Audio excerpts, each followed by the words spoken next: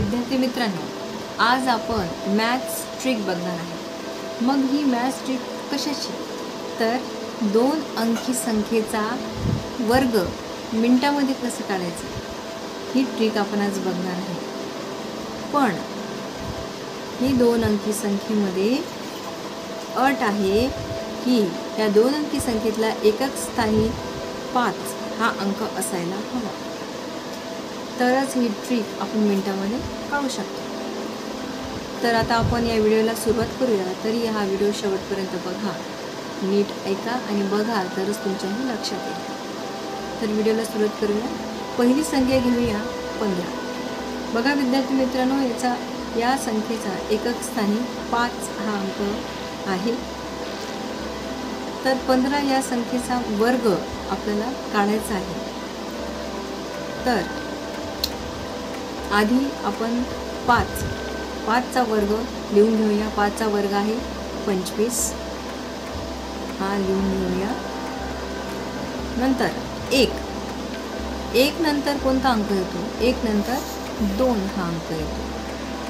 तर 1 आणि 2 याचा गुणाकार करूया आणि हा गुणाकार जो राहील तो इथे लिहूया, 2 1 2। तर बघा विद्यार्थी मित्रांनो, 15 चा वर्ग 225 हे उत्तर आलेले आहे आणि हे आपण काही सेकंदातच काढलेलं आहे। त्याच्यानंतर दुसरी संख्या घेऊया, पण हे लक्षात ठेवा त्याच्याही एकक स्थानी 5 हा अंक असायलाच हवा। तर 5 याच्यामध्ये सुद्धा 5 चा वर्ग लिहून घेऊया। 5 5 25।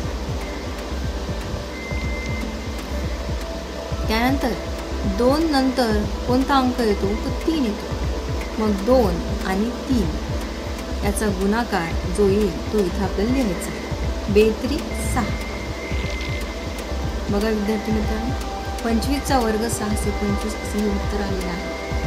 त्यानंतर पुन्हा एक संख्या घेऊया, 35 चा वर्ग। पुन्हा हीच मेथड आपल्याला करायची आहे। 5 चा वर्ग 25 लिहून घेऊया। 3 नंतर कोणता अंक येतो? तर 3 नंतर येतो 4 आणि 3 चा गुणाकार हा इथं आपल्याला लिहायचा आहे, 3 चूक 12। बघा, काही सेकंदातच आपण या संख्येचा वर्ग इथं लिहिला आहे। त्यानंतरचा पुन्हा आपण संख्या घेऊया 45 चा वर्ग काढायचा आहे। तर 5 5 25। 4 नंतर कोणता अंक येतो? 4 नंतर येतो 5। तर या दोघांचा गुणाकार 4 आणि 5, 4 5 20। बघा, अशा प्रकारे 45 चा वर्ग 2025 आलेला आहे। त्यानंतर पुन्हा एक संख्या घेऊया, 55 चा वर्ग। 5 5 25। नंतर 5 नंतर कोणता अंक येतो? 6, 5 6 20। अशा प्रकारे 55 चा वर्ग 3025 असा येत आहे। त्यानंतर घेऊया 65 चा वर्ग। याच मेथडनं आपण काढू। 5 5 25। 6 नंतर कोणता अंक येतो? 7। मग 6 आणि 7 याचा गुणाकार जे उत्तर येईल ते इथे लिहू, 6 7 42। बघा विद्यार्थी मित्रांनो, 65 चा वर्ग 4225 आलेला आहे।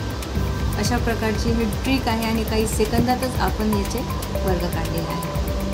जर हा व्हिडिओ या व्हिडिओमधला तुम्हाला समजलं असेल माझं शिकवणं, तर तुम्ही या संख्येचा वर्ग स्वतः काढून बघा